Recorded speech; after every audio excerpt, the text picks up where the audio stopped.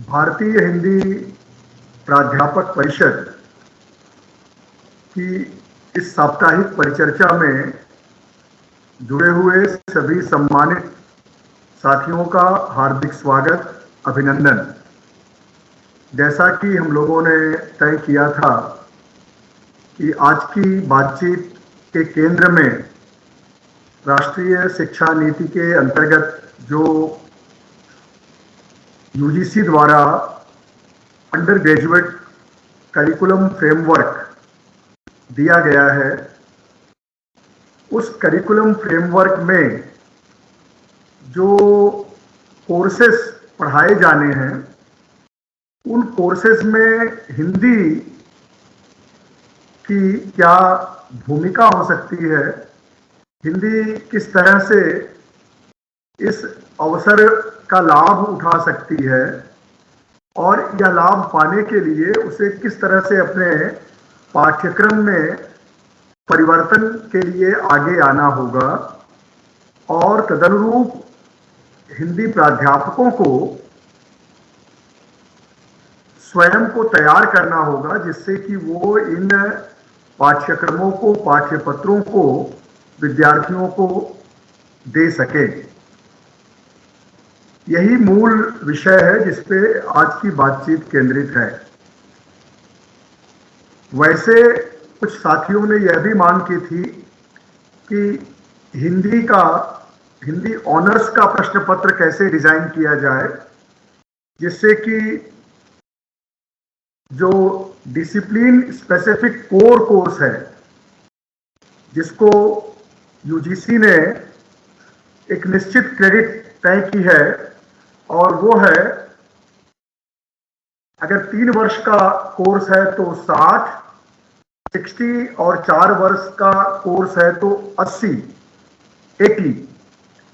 और इस 80 क्रेडिट को 4 वर्षों में यानी 8 सेमेस्टर में और 3 वर्षों में यानी 6 सेमेस्टर में 60 क्रेडिट को डिवाइड करना है। और इस तरह से लगभग हर सेमेस्टर में 3 साल के कोर्स के लिए 10 क्रेडिट और 4 साल के ऑनर्स विथ रिसर्च कोर्स के लिए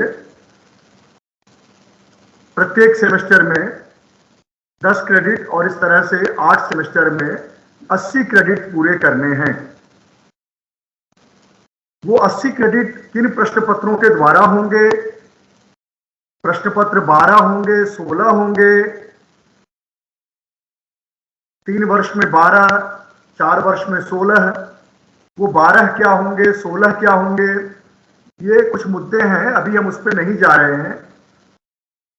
इसके साथ जो दूसरा विषय है माइनर कोर्स भी यूजीसी ने तय किया है। वह 24 क्रेडिट का और 32 क्रेडिट का होगा। 24 क्रेडिट का मतलब ये हुआ कि प्रत्येक सेमेस्टर में एक माइनर होगा 4 क्रेडिट का, और उसी तरह से 4 वर्ष के प्रोग्राम में एक माइनर होगा, वह भी 4 वर्ष में, यानी 4 क्रेडिट का। अब ये जो 6 या 8 कोर्स हैं, इनको भी आपको सही ढंग से डिजाइन करना होगा कि वो कोर कोर्सेस और माइनर कोर्सेस में कोई कॉन्फ्लिक्ट ना हो, किसी तरह का दोहराव ना हो। और यूजीसी ने आपको यह भी बता दिया है कि आपको कोर्स का लेवल क्या रखना है, जिस पे हमने पिछले व्याख्यान में, चर्चा में बातचीत की थी। इन 2 के अतिरिक्त, इस पे हम ये आगे बात करेंगे अगली परिचर्चा में, क्योंकि इसमें अधिक समय देना होगा।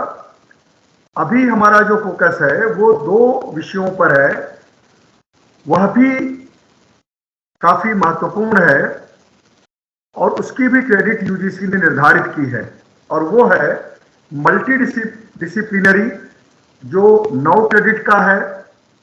6 से 8 सेमेस्टर में बच्चों को वह क्रेडिट अर्न करनी है। एबिलिटी इन्हांसमेंट कोर्स है, वह भी 8 क्रेडिट का है। बच्चों को वह भी 6 से 8 सेमेस्टर में अर्जित करना है। इसके साथ स्किल इन्हांसमेंट कोर्स है, वह भी 9 क्रेडिट का है। और वैल्यू एडेड कोर्स है, वह भी 6 से 8 क्रेडिट का है। जो मेरी समझ से अगर मैं इसको डिवाइड करता हूं इसकी क्रेडिट्स को सेमेस्टर में, तो 2 क्रेडिट के कोर्स हमें बनाने होंगे और वह 3 कोर्स से 4 कोर्स होंगे। इसी तरह से स्किल इन्हांसमेंट के 3 क्रेडिट के बनाने होंगे और वो 3 सेमेस्टर में पढ़ाए जाएंगे।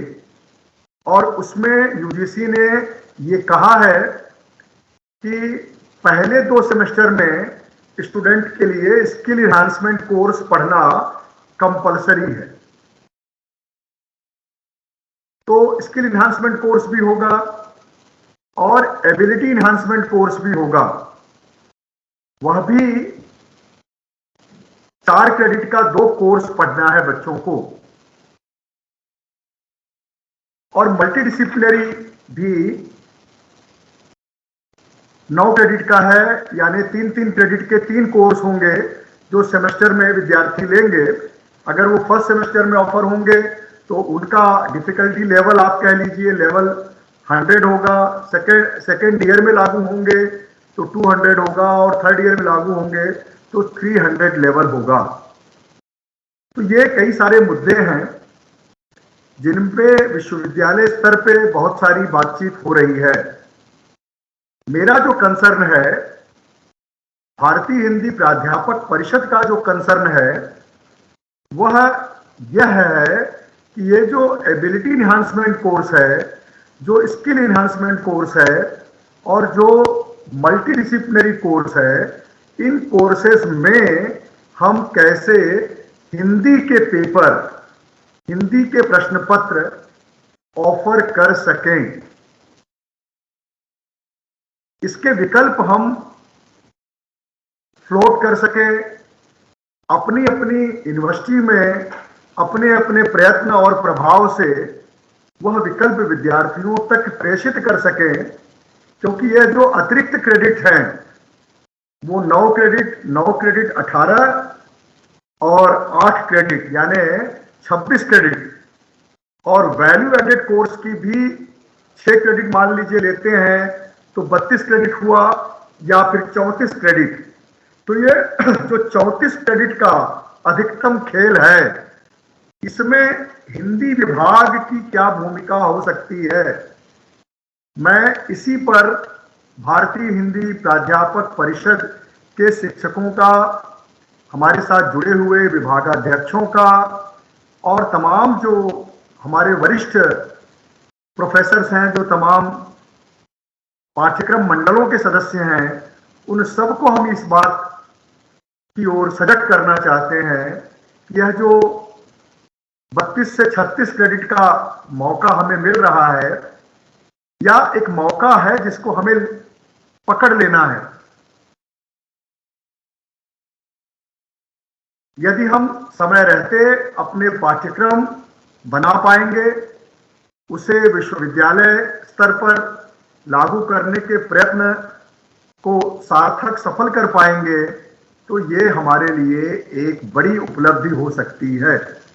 इन्हीं बातों को ध्यान में रखकर आज की चर्चा एबिलिटी इन्हांसमेंट कोर्स और स्किल इन्हांसमेंट कोर्स पर केंद्रित की गई है। हमें यह देखना है कि कैसे हम, मान लीजिए कोई विश्वविद्यालय पहले सेमेस्टर में एबिलिटी इन्हांसमेंट कोर्स देना चाहता है, और मैं आपको बताऊं कि जो एबिलिटी इन्हांसमेंट कोर्स है वह यूजीसी की गाइडलाइन के अनुसार पहले ही वर्ष में दी गई है। तो पहले वर्ष में एबिलिटी इन्हांसमेंट देना इसलिए भी जरूरी है क्योंकि जो विद्यार्थी पढ़ने आया है उसकी जो क्षमताएं हैं उसमें वृद्धि हो। तो 100 लेवल का ही कोर्स आपको बनाना है और उसमें जो प्रयत्न करने हैं, एबिलिटी इन्हांसमेंट को लेके जो अपेक्षा व्यक्त की गई है वह मैं आपसे बताऊं तो ये पूरी तरह से लैंग्वेज का कोर्स है। बहुत साफ लिखा गया है कि जो एबिलिटी इन्हांसमेंट है ये मॉडर्न इंडियन लैंग्वेजेस, इसमें अंग्रेजी भी शामिल है, ध्यान रखिए, और इसके अलावा अन्य भारतीय भाषाओं के अवसर भी इससे जुड़े हुए हैं। हिंदी क्षेत्र के और अहिंदी क्षेत्र के दोनों ही राज्यों, दोनों ही विश्वविद्यालयों में हिंदी विभागों को यह प्रयत्न करना है कि वो कम से कम 8 क्रेडिट में से 4 क्रेडिट, वैसे तो वो 8 दे सकते हैं, विद्यार्थी चुनेगा उसको जो विषय लेना होगा, लेकिन आप कम से कम 4 क्रेडिट तो दें और उसको थोड़ा लोकप्रिय भी बनाएं। ध्यान रखिए, ये वो कोर्स हैं जो विद्यार्थी लेने के लिए बाध्य नहीं है। पहले होता था कि आपको कंपलसरी है लेना लैंग्वेज, अब नहीं है। अब कई सारे मॉडर्न इंडियन लैंग्वेजेस के ऑप्शंस होंगे, उसमें से बच्चे को लेना है। और commerce, science, arts, BBA, BBM सभी को लेना है। तो आपको ऐसे कोर्स डिजाइन करने पड़ेंगे जो एबिलिटी इन्हांसमेंट में मददगार हो और उससे हिंदी भाषा के अध्ययन की क्षमता, हिंदी भाषा में लेखन की क्षमता, हिंदी भाषा के पाठ की क्षमता, हिंदी के जो प्रयोजन मूलक क्षेत्र हैं उन प्रयोजन मूलक क्षेत्रों में विद्यार्थी को रोजगार प्राप्त करने के लिए प्रशिक्षित करने और उसमें वो क्षमता विकसित करने कि वो किसी तरह की परीक्षा में, इंटरव्यू में वह अपने को सफल बना सके। ये आपका एबिलिटी इन्हांसमेंट कोर्स है जो आपको डिजाइन करना होगा। ठीक इसी तरह से आप अगर 2 पेपर बना रहे हैं 4-4 क्रेडिट का, या आपके यहाँ पे वो सेकेंड ईयर में पढ़ाया जा रहा हो तो 200 लेवल का आपको बनाना होगा। अगर आप बनाने से चूक जाएंगे तो दूसरे सब्जेक्ट्स के कोर्स तो मिल ही जाएंगे उनको, लेकिन आपका कोर्स नहीं मिलेगा। खास करके अहिंदी भाषी क्षेत्रों के लिए तो ये बहुत जरूरी है कि वो यहाँ पे एक स्कोप बना ले, और बहुत से विद्यार्थी ऐसे होंगे जो हिंदी को लेना चाहेंगे। तो ये एक अवसर है, इस अवसर को हमें जाने नहीं देना है। इसी तरह से स्किल इन्हांसमेंट का कोर्स है जो पहले ही 2 सेमेस्टर में विद्यार्थी को पढ़ना है। अगर वो लैटरल एग्जिट करता है 2 सेमेस्टर के बाद तो उसको वह स्किल इन्हांसमेंट के 6 क्रेडिट अर्न करने जरूरी हैं सर्टिफिकेट की डिग्री प्राप्त करने के लिए, सर्टिफिकेट प्रमाण पत्र प्राप्त करने के लिए। तो उसमें भी आप कोशिश करें कि आप कैसे वो स्किल डेवलप कर सकें, जैसे औपचारिक लेखन, कार्यालयीन लेखन, पटकथा लेखन, मीडिया लेखन, विज्ञापन लेखन, और इस सब की पाठ्य सामग्री आपको चुननी होगी उन क्षेत्रों से जो सर्वश्रेष्ठ है, उन क्षेत्रों से जो बेहतर है, वहां से आपको चुनना होगा और उसे विद्यार्थियों को प्रस्तुत करना होगा, उससे जुड़ना होगा। और अच्छा कोर्स अच्छे कंटेंट के साथ, कोर्स पे भी बातचीत हम लोग करेंगे, अच्छा कोर्स अच्छे कंटेंट के साथ और अपने ही अध्यापकों में से जो युवा जोश से भरे हुए अध्यापक हैं उनको ट्रेंड करके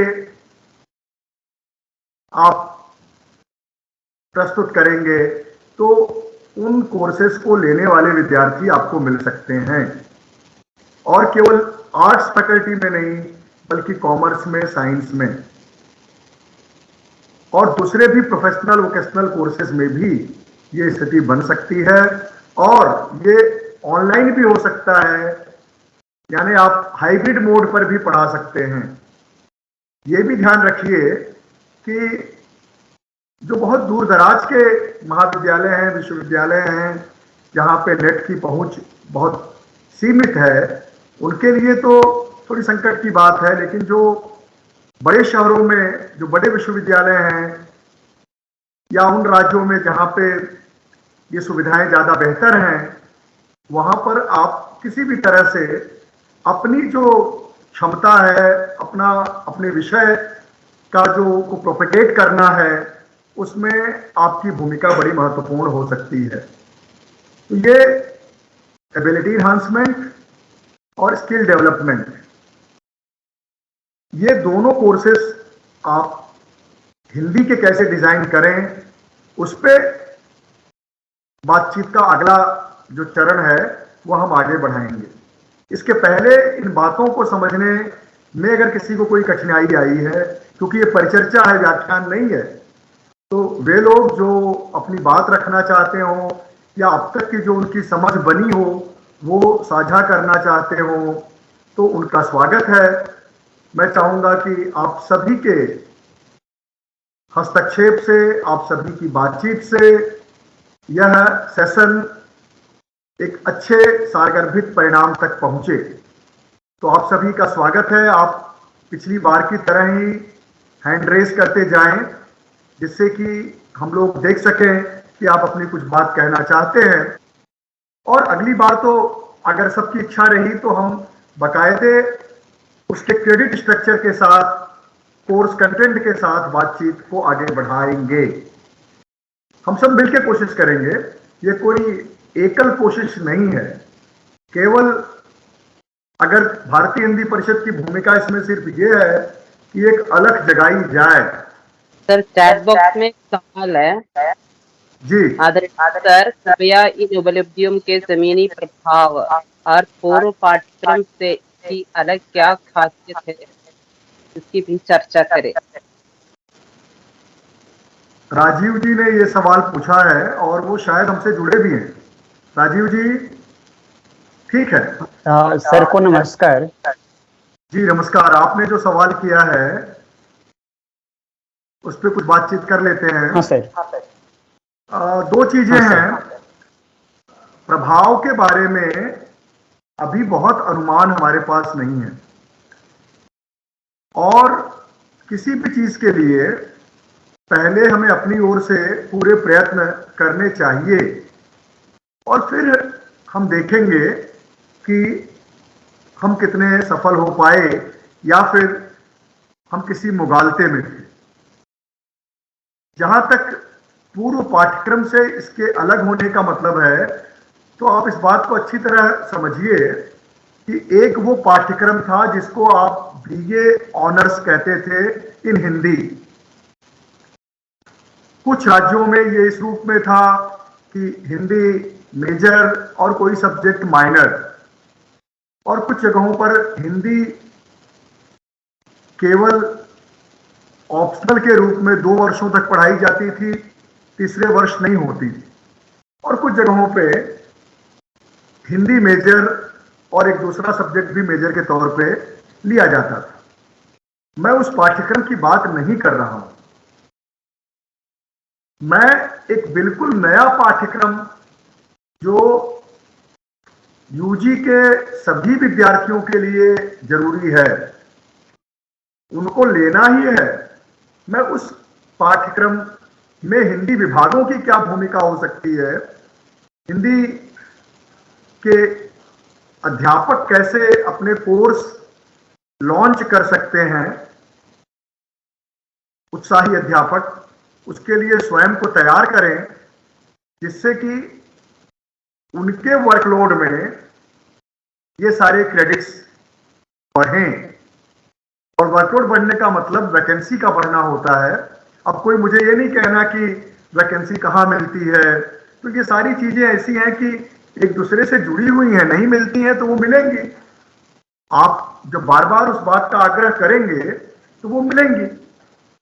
और जहां तक पढ़ाने का सवाल है, हम लोग वैसे बहुत सारी कक्षाएं लेते हैं, बहुत सारे पाठ्यक्रम पढ़ा ही रहे हैं।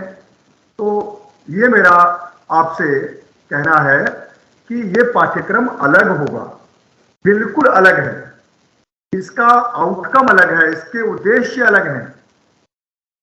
मैंने शुरुआत के अपने व्याख्यान में कहा था कि हम 60 या 80 क्रेडिट के पाठ्यक्रम की बात नहीं कर रहे।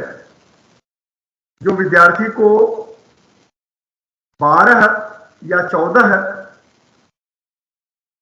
सेमेस्टर में प्रश्न पत्र में पढ़ना है, 6 या 8 सेमेस्टर में, ये उसके इतर है।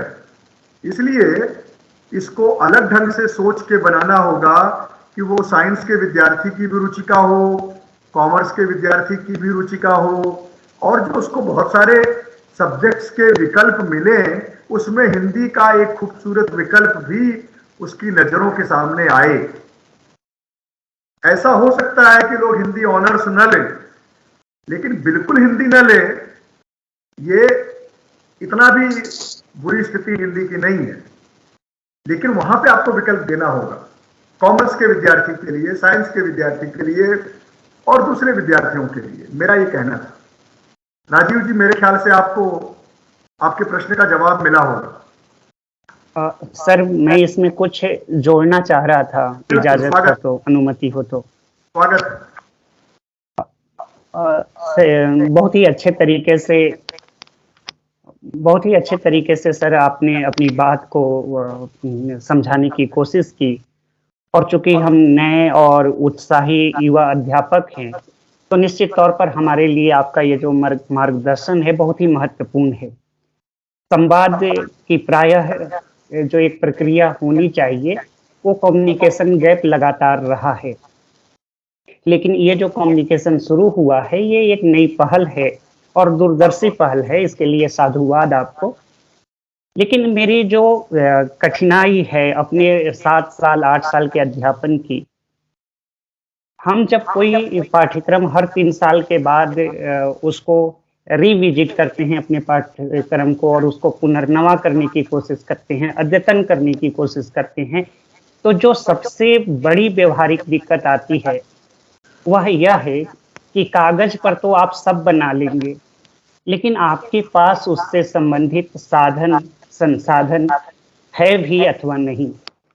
जिन बच्चों को अंतर अनुशासनिक, नवोन्मेषी बनाने का दावा करते हुए हम ये सारी चीजें इंट्रोड्यूस कर रहे हैं, क्या हमारे पास उस तरीके से फंड भी हैं, संसाधन भी है? ये सवाल मैंने समूह में भी रखा था।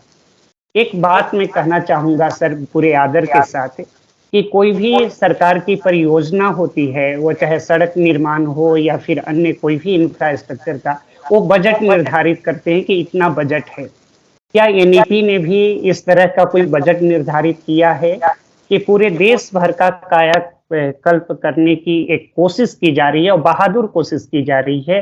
तो क्या सचमुच हमारे यूनिवर्सिटी को ये सुविधाएं खड़ा करने के लिए, विकसित करने के लिए ये साधन भी मुहैया कराए जाएंगे? मेरा आपसे सर यही सवाल है। आपका सवाल बहुत लाजिमी है, लेकिन उस सवाल का जवाब देने की मेरी स्थिति नहीं है। मैं ये बताना चाहता हूँ कि कई सारी चीजें, जैसे रिसर्च फाउंडेशन बनना, इंटरप्रिटेशन का सेंटर बनना, टीचर्स का सेंटर बनना, टीचर्स ट्रेनिंग का, इस तरह की कई सारी चीजें पाइपलाइन में हैं। कुछ उसके बजटरी प्रावधान भी किए गए होंगे, ऐसा नहीं है कि नहीं किया गया होगा। और जब हम इसकी तैयारी करके आगे बढ़ेंगे तो हम अपने विश्वविद्यालयों से इन सब चीजों के लिए मांग करेंगे और विश्वविद्यालय वो मांग यूजीसी तक पहुंचाएंगे। और मुझे नहीं लगता कि अभी जो हम करने जा रहे हैं, जिसकी हम लोग बातचीत कर रहे हैं, इसमें बहुत संसाधन की जरूरत है। पहले तो हम अपने को तैयार कर लेना और अपने विद्यार्थियों को आकर्षित करने लायक अपनी तैयारी हम कर लें। और जब विद्यार्थी हमारे साथ जुड़ेंगे तो ये संसाधन की जो कमी है वह भी पूरी होगी। तो पहले सकारात्मकता के साथ हमको ये देखना चाहिए कि हम अपनी ओर से क्या प्रयत्न कर सकते हैं। और आपकी बात सही है कि बिना धन के कोई काम नहीं होता है, धन जरूरी है, लेकिन पहले हम काम शुरू करेंगे तभी तो हम धन की मांग भी करेंगे ना। सुनील दहाले जी ने हैंड रेस किया है, वो अपनी बात रखें। सर नमस्कार सर, आप तक मुझे पूछना ये था सर कि अब आजकल जो है वो ग्रेजुएशन के स्टूडेंट के लिए प्लेसमेंट वगैरह रखे, कैंपस इंटरव्यू वगैरह, तो उसके लिए जो है हम कॉलेज में तैयारी करवा लेते हैं। उनकी सॉफ्ट स्किल डेवलपमेंट का एक कोर्स रखा जाता है अंग्रेजी में, ताकि उसमें अलग अलग प्रकार का कम्युनिकेशन स्किल है, उसका आत्मविश्वास बढ़ाने की बात है, ग्रुप डिस्कशन की बात है, वो पेपर अंग्रेजी में होता है खासकर। अगर उसी प्रकार का पेपर अगर हम स्किल इनहेंसमेंट में रखे या एबिलिटी इनहेंसमेंट में रखे तो चल सकता है, कि कर सकते हैं क्या सर्विस? यही मैं कहना चाहता हूं, बिल्कुल कर सकते हैं और करना जरूरी है।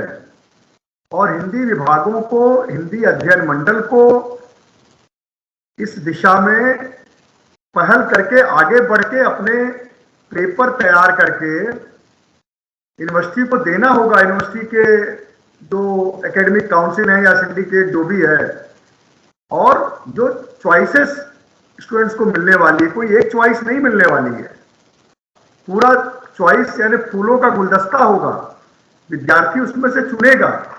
तो आपका विषय भी चुनने की स्थिति आपको बनानी होगी। आप बिल्कुल सही कह रहे हैं। मैं आपको एक उदाहरण देता हूं। अमेरिकन एक्सप्रेस कार्ड के सेंटर पर मैंने फोन किया। आप समझ सकते हैं, एक बहुत ही नफीस इंग्लिश में एक लड़की मुझसे बात करने लगी। मैंने कहा कि मैं हिंदी में बात करने लगा उससे। वो पलक झपकते ही वो हिंदी में हो गई और हिंदी में भी उतनी ही बेहतर हिंदी में वो मुझसे संवाद करती रही।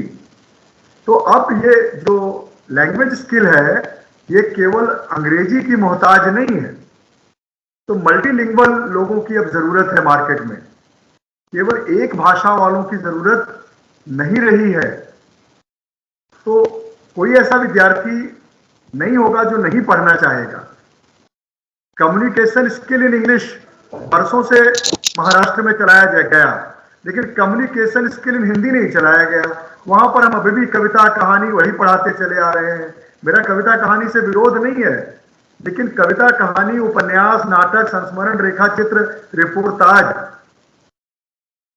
वो भाषा की सक्षमता बढ़ाने में, संवेदना के विकास में बहुत बड़ी भूमिका है उनकी। लेकिन जो स्किल की बात है, वहां पर हमको थोड़ा ऐसा कंटेंट लेके आना होगा जिससे विद्यार्थी आपके पाठ्यपत्र के प्रति आकर्षित हों। और ये आप करेंगे तो निश्चित ही विद्यार्थी आपको मिलेंगे, ऐसा मेरा मत है। खासकर जो मल्टीनेशनल कंपनियां कैंपस इंटरव्यू वगैरह देती है ना, तो उसमें बेसिकली उनका ग्रुप डिस्कशन और उसकी एबिलिटी टेस्ट या उसका आत्मविश्वास कैसे है, क्या है, ये देखा जाता है, या लीडरशिप उसका देखा जाता है। वो खासकर अंग्रेजी भाषा में होता है। यदि हम उसे पूरी तरह से हिंदी में बनाएं तो वो कितना सार्थक हो सकता है सर? देखिए, कंपनियां जब आएंगी ना और देखिए उसमें भी क्या होता है, मैं आपको अपने अनुभव से बता रहा हूं, कंपनियों में भी जो प्लेसमेंट वाले लोग होते हैं ना, वो भी हिंदी को थोड़ा सा उपेक्षित मान के चलते हैं। वो ऐसी कंपनियों को टारगेट ही नहीं करते जहां पे हिंदी की सॉफ्ट स्किल की जरूरत है। और जो कंपनियां आती हैं उनको ये भी नहीं बताते हैं कि हमारे यहाँ पे हिंदी का भी डिपार्टमेंट है, बच्चे हैं, आप उनको भी अवसर दीजिए। ये माइंडसेट का प्रॉब्लम है। और कई तो ऐसे होते हैं जो हिंदी भाषी होके भी ऐसा नहीं करते हैं। लेकिन हम थोड़े से प्रोएक्टिव होके पहल करेंगे तो ये संभव हो सकता है। बिल्कुल बिल्कुल सर। हिंदी क्षेत्रों में भी और हिंदी क्षेत्रों में भी। आप मुझे बताइए कि कोई भी कंपनी है, अगर मान लीजिए वो उसके पास जो कॉल अटेंड करने वाले जो लोग होते हैं, वो केवल एक ही भाषा का थोड़ी रखेगा वो। और मान लीजिए तमिलनाडु में वो सेंटर बनाया है, तमिलनाडु में उसके 100 ग्राहक हैं जो हिंदी भाषी हैं, 100 में से 2 ग्राहक भी अगर हिंदी में फोन करेंगे तो उसको हिंदी में बात करने वाला चाहिए, वरना कंपनी जो है वो ग्राहक खो देगी। तो ऐसा नहीं है, हमें थोड़ा सा अपनी भूमिका थोड़ी सी मजबूत करनी होगी, मेरा ऐसा मत है। मैं भी एक विश्वविद्यालय में हूँ और मैं तो नहीं मानता कहीं से भी कि हिंदी के लोगों में किसी तरह की सामर्थ्य, क्षमता या भूमिका में कहीं कम है। हम हर जगह लड़ जाते हैं कि हमको भी मौका दीजिए, हमारे भी विद्यार्थियों को अवसर दिया जाए, तो ये हमें खुद करना होगा। जी प्रणाम सर। पहल सर बहुत अच्छी है, और समस्या ये है कि ना तो इस रास्ते से अभी हम गुजरे हैं और ना ही अभी उसका कोई निश्चित प्रारूप हमारे सामने है। इसलिए थोड़े से अनुमान पे काम चल रहा है और शायद हम लोग अनुमान पर ही आगे बढ़ेंगे। एक प्रकार का डिजाइन हम लोग तैयार कर रहे हैं कि आगे हमें करना क्या है, बेहतर क्या करना है। और यही मतलब इसका सबसे महत्वपूर्ण है कि एक राष्ट्रीय मंच है ये। सभी लोग आसाम से राजीव रंजन जी जुड़े हैं, मतलब सभी उत्तर से दक्षिण, पूरब से पश्चिम पूरा जुड़ा है। पूरे जुड़े। इसमें सबसे महत्वपूर्ण बात यह है कि हर एक व्यक्ति अपने क्षेत्र का जानकार होता है। जैसे आसाम की जानकारी हम नहीं रख सकते, हम थोड़ी बहुत गुजरात की रख सकते हैं। आप भी मतलब केंद्रीय सत्ता में है, गुजरात में है, तो केंद्रीय रूप से आप पूरा देख सकते हैं। तो हर एक व्यक्ति अपने क्षेत्र के संसाधनों के आधार पर कुछ पाठ्यक्रम का ऐसा निर्धारण करे कि जो रुचिकर भी हो और वहाँ के लिए आवश्यक भी हो, और इसके बाद समग्रता से जोड़ करके पूरे वैश्विक मंच पर हर चीज को लाने की कोशिश हमें हिंदी के माध्यम से करनी होगी। हम केवल जैसे आज भी हिंदी को लेकर जब बहुत सी बातें होती हैं तो हम केवल हिंदी उत्तर प्रदेश की भाषा है, हिंदी उत्तर भारत की भाषा, ऐसी तमाम बातें आती हैं। मैं कहता हूँ हिंदी उत्तर प्रदेश की भाषा नहीं है, हिंदी पूरे भारत की भाषा है।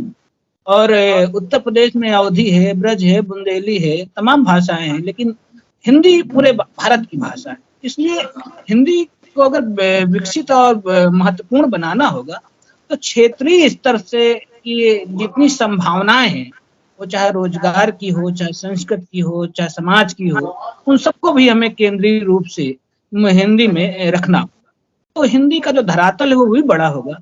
तो इस डिजाइन के कोर्स में जब हम फाइनल करते हैं तो केवल लिटरेचर को ही ना रखें, बल्कि जो लोक संगीत हैं, जो लोक नृत्य हैं, उनको भी रखा जाना चाहिए। और एक अभी तेजेंद्र शर्मा जी ने बहुत अच्छा सुझाव दिया था कि जो पुराने हिंदी के गीत हैं उनको भी हिंदी में शामिल करना चाहिए, ताकि उन गीतों में बहुत मार्मिक मर्म स्पर्शी जिसे हम कह सकते हैं, अंदर तक की अभिव्यक्ति है उनमें, तो उनको भी जैसे हम जोड़ सकते हैं। तो एक लोकप्रिय बनाते हुए और अपने समकालीन अपने पारंपरिक समाज को समकालीन संदर्भ में किस रूपों में रखना है, इन सब बातों को ध्यान में रख करके हमें ये रखना है। ऐसा हमारी कोशिश होनी चाहिए कि हिंदी को ऐसे हम यूनिट्स में या क्रेडिट में रखें। और उसमें एक ये चीज कि केवल कुछ कहानियों या जैसे अधिकतर यूनिवर्सिटियों में हम देखते हैं कि एक यूनिवर्सिटी 4-5 यूनिवर्सिटी का सिलेबस मंगाए और उसको एक नया सिलेबस तैयार कर। ऐसा हमें नहीं करना चाहिए। हमें उसको क्षेत्रीय रंग में क्या है, मतलब लोकल, जैसे गुजरात में जब केवल हिंदी, जो गुजरात के बाहर के रचनाकार हैं, जब केवल हिंदी में उन्हीं को रखा जाता तो लोग पढ़ना कम पसंद करते, बाहरी है। ऐसी बहुत सी बातें हमने देखी। तो गुजरात में कौन हिंदी लिख रहा है, गुजरात में क्या किसने किया है, हिंदी पर किसका गुजरात में योगदान है, हमें ऐसा भी कुछ तैयार होना है। और फिर उसको आज की एक समस्या रोजगार इनोवेशन को लेकर होता है, हम हिंदी के माध्यम से क्या सृजन कर सकते, ये भी एक महत्वपूर्ण आयाम रहेगा हमारे क्रेडिट्स में रखने का। और अभी मैंने कहा भावना है, जब तक इसे हम प्रयोग की दृष्टि से नहीं देखेंगे, अनुभव नहीं जुड़ेंगे हमारे, तब तक कुछ एकदम स्पष्ट कह पाना तक। राम सर, बहुत बहुत धन्यवाद, आपने अवसर दिया।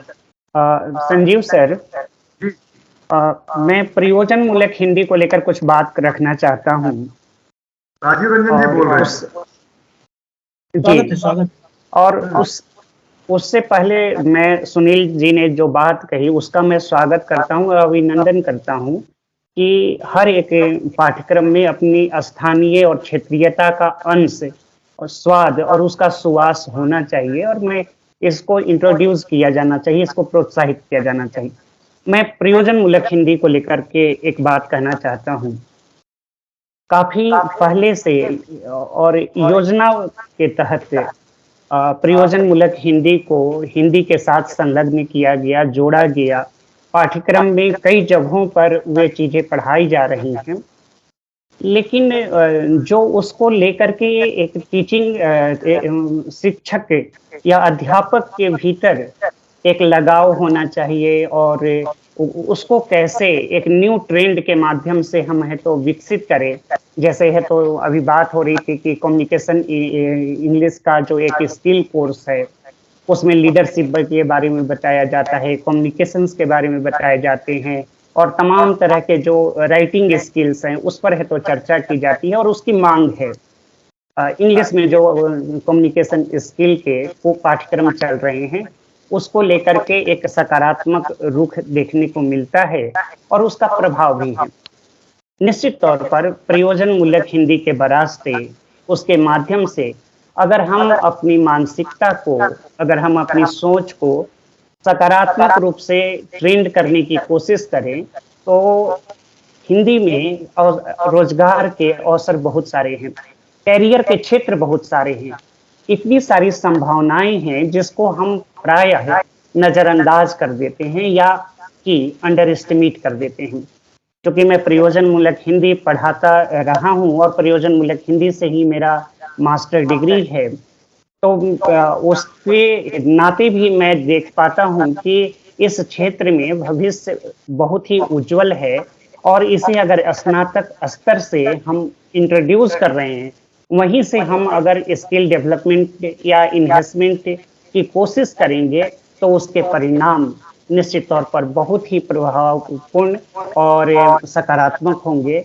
और इससे जो एक अंग्रेजी प्रभावित दुनिया है, अंग्रेजी प्रभावित जो बाजार है, अंग्रेजी प्रभावित जो मानसिकता है, उसमें भी निश्चित तौर पर बदलाव होंगे।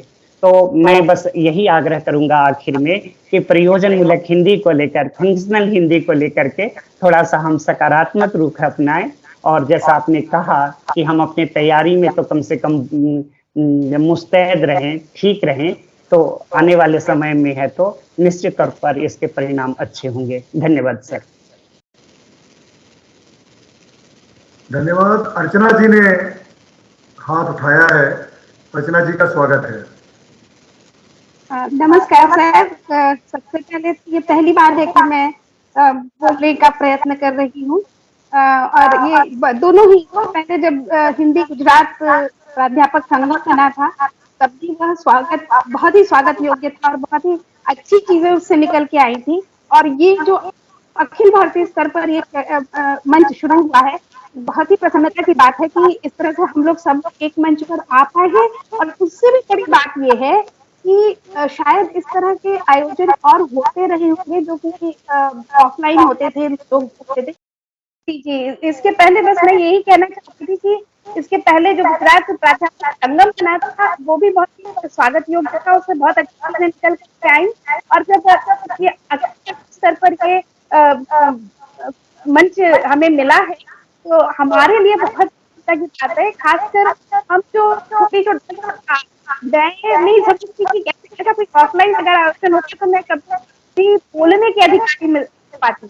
तो ये सशक्त लोकतांत्रिक मूल्यों पर आधारित ये मंच है और जिसमें हर किसी को बोलने की पूरी स्वतंत्रता है। ये एक बहुत बड़ी बात हुई है, बहुत बड़ी बात ये हिंदी जगत में हुई है। तो उसके लिए बहुत बहुत आपका धन्यवाद और बहुत कामनाएं कि ये निरंतर इस प्रकार से चलता रहे। अब जो आज का हमारा मुद्दा है उस पर थोड़ी सी विचार है। ये एकदम शुरुआत में शुरू थी ये हमारे बाबा साहब अम्बेडकर ओपन यूनिवर्सिटी से। तो एकदम पहले ही साल में हमारे वीसी से एक चिंतन शिविर करवाया था और कहा कि आप बताइए कि आपका सब्जेक्ट है आज के समय में, क्या आप क्या कर सकते हो उसमें। तो उस समय सोचते हुए मुझे लगा कि थे तो काफी विद्यार्थी आते हैं हमारे ओपन यूनिवर्सिटी में, लेकिन उनकी जो होता है शायद एक डिग्री लेने का हो, क्योंकि वो पढ़ते बिल्कुल नहीं है। तो हम परीक्षा की कॉपियां देखते हैं तो बेहद निराशा है, भी नहीं लिखा होता उसमें। एक बार तो हिंदी ही नहीं लिखी, गुजराती कर दिए होते हैं। तो गुजराती में भी अगर आप लिपि गुजराती रखे, भाषा हिंदी हो तो भी चलेगा, ऐसा भी नहीं होता है। और ये लिखा होता है, कुछ सार्थक लिखा हो वैसा दिखाई पड़ता है। तो संख्या तो काफी, हिंदी की संख्या कोई कम नहीं रही है, लेकिन क्वालिटी की जो करते वो नहीं मिलती। और फिर रोजगार पर तो ये भी रोजगार मैंने हमने किया था संगम की ओर से विचार मुझे बहुत ही अच्छे लगे थे कि जो विभिन्न इंडस्ट्री है, हमारी फिल्म इंडस्ट्री इतनी बड़ी हिंदी की इंडस्ट्री है और उसमें पटकथा लेखा करने वाले, हिंदी का दूसरा काम करने वाले हिंदी के छात्र नहीं होते। तो ये एक बहुत ही कारणीय प्रश्न है। तो ये मुद्दा है के माध्यम से हो कि इस तरह के कोई नया शुरू करने की बात हो, ये बात है कि पहले तो हमारा जो पहला काम होना चाहिए तो बाजार में हिंदी कहाँ बहुत ज्यादा उपयोग में लाई जाती है, उसमें क्या योग्यता उसको करने वालों में क्या हिंदी के संदर्भ में होनी चाहिए, उसको आइडेंटिफाई हम करें और फिर उसके मुताबिक हम कोई कोर्स करें। मेरी बहुत इच्छा है ओपन यूनिवर्सिटी में हमारे यहाँ है कि हम हम फैकल्टी अपॉइंट करने की जरूरत है और उसके बाद ही हम लॉन्च कर सकते हैं। बस अपना मटेरियल तैयार कर लेना होता है और हम बहुत सारे कोर्स चलाते हैं। 4 क्रेडिट का एक सर्टिफिकेट कोर्स शुरू करना वो बहुत मैंने बहुत मुश्किल वाली बात नहीं थी, शर्ते कि उसका मटेरियल हमको तैयार, मतलब उसका स्टडी मटेरियल तैयार करने वाले लोग हों। मैंने मेरे मन में एक प्रारूप ये चर्चा सुनते सुनते ही आया कि एक कुछ एक बनाया जा सकता है 4 क्रेडिट का कोर्स जो कि सीधे सीधे उनके एबिलिटी इनहेंसमेंट के लिए हो हिंदी के। लेकिन सवाल ये है कि उसके लिए स्टडी मटेरियल कैसे तैयार होगा, क्योंकि अभी हम लोग जो हमारा परंपरागत जो हमारा कोर्स है मेन हिंदी का, तो वो हम कर रहे हैं और नया एसएलएम लिखवा रहे हैं और हम नहीं मिलता, मुझे एक इकाई ढंग से लिखने वाला कोई व्यक्ति नहीं मिला है आज तक। मैंने करीब 50 लोगों से लिखवा करके देख लिया, उसमें से एक भी इकाई संतोषप्रद नहीं मिली है। तो ऐसा मैंने कहा कैसे ढूंढे, ये एक बात, लिखने वाला कैसे ढूंढे, ये एक बहुत बड़ी समस्या मुझे समझ में आती है। सर मैं अभी अपनी बात यहीं पर समाप्त करती हूँ। धन्यवाद अर्चना जी। बाबूराम जी पहले तो सभी हमारे साथी जुड़े हुए हैं, सभी को प्रणाम करता हूँ। ये हिंदी भाषा परिवार ने ये जो कार्यक्रम चलाया है। दुबे, प्रोफेसर दुबे जी। जी सर, सुन रहा हूँ मैं आपको। हाँ, मेरी आवाज आ रही है? हाँ आ रही है सर, बताएं। जी जी जी जी, प्रोफेसर दुबे जी, सुनील जी और सभी साथियों ने इस तरह का ये जो कार्यक्रम राष्ट्रीय शिक्षा नीति 2020 को लेकर के हम जो चर्चा कर रहे हैं, ये बहुत ही हिंदी संवर्धन के लिए बड़ा अच्छा कार्यक्रम है, क्योंकि आज हम देख रहे हैं कि केवल एक विषय से आज काम चलने वाला नहीं है। बाबूराम जी की कोई तकनीकी दिक्कत आने के कारण उनसे बातचीत अधूरी रह गई। आशीष जी कुछ कहेंगे? मैं धन्यवाद दूं सभी साथियों का जो यहाँ आज इस ऑनलाइन बैठक में जुड़े हुए थे। मैं इस समूह के संयोजक मंडल की ओर से आप सभी का बहुत बहुत धन्यवाद देता हूँ। ये एक बहुत ही जरूरी और उलझन भरा विषय है। मैं खुद एक विद्यार्थी की तरह प्रोफेसर दुबे को पिछली बार भी और इस बार भी सुनता रहा हूँ और काफी दिमाग लगाने के बावजूद भी अभी बहुत सारी चीजें मेरी समझ से बाहर हैं। तो ये तो मैं अनुभव करता हूँ कि एक ज्यादा व्यवस्थित समझदारी की जरूरत अभी भी इसको लेकर बनी हुई है, और जो लिखा हुआ है और जो करना है और जो हम लिख देंगे उसे किस तरह करना है, इसको लेकर भी एक उलझन दिमाग में बनी हुई है।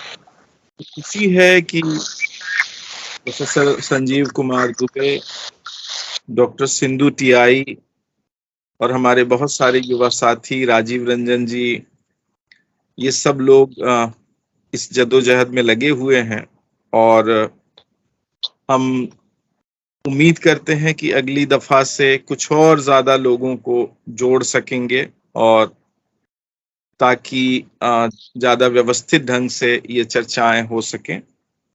बहुत सारी जगहों पर गर्मी है, बहुत सारी जगहों पर परीक्षाएं चल रही हैं, हमारे यहाँ तो अभी पढ़ाई शुरू हुई है। इन सब उलझनों की वजह से ये होता है, लेकिन मैं उम्मीद करूंगा कि अगली दफा से हम ज्यादा मेहनत से और ज्यादा कोशिश से जुड़ेंगे और ज्यादा लोगों को के व्यू पॉइंट्स इसमें रखने के लिए एक वातावरण बनाएंगे। मैं प्रोफेसर संजीव दुबे का विशेष रूप से धन्यवाद देता हूं कि वे संयोजक भी हैं और नेतृत्व भी कर रहे हैं, और हमारे विचारक भी, इकलौते विचारक भी अभी तक वही बने हुए हैं। एक कई जिम्मेदारियां वो निभा रहे हैं। मैं आभार व्यक्त करता हूं डॉक्टर सिंधु टीआई का, जिन्होंने अपने कंधों पर इसके प्रसारण का, संयोजन का और फिर अंततः इसके वीडियोकरण का, यूट्यूबीकरण का पूरा काम ले रखा है। आज विशाल जी देर से जुड़े, वरना वे इसको और व्यवस्थित ढंग से संयोजित करते। मैं सभी साथियों का जिन्होंने बातचीत की, राजीव जी, सुनील जी, बाबूराम जी, अर्चना जी, सभी लोगों का धन्यवाद देता हूं और आप सबसे आग्रह करता हूं कि आगे भी इसी तरह जुड़े रहें और बहुत बड़ी मात्रा में अपने और जगहों के युवा साथियों को भी इससे जोड़ें। हम चाहते हैं कि इस मंच को एक भारतीय स्तर का, भारतीय अनुभव का मंच ये बने, जिसमें कुछ खास इलाकों के अनुभव भी हो और भी इलाकों के अनुभव इसमें शामिल हों। और इस सब के लिए आपका साथ चाहिए, आपका सहयोग चाहिए, आपका समय चाहिए, आपकी प्रतिभा चाहिए, सब कुछ आपका हमें चाहिए। आपके हर तरह के साथ की दरकार। पुनः धन्यवाद, शुक्रिया, धन्यवाद। अगले सप्ताह के लिए विदा लेते हैं, हम लोग फिर मिलेंगे अगले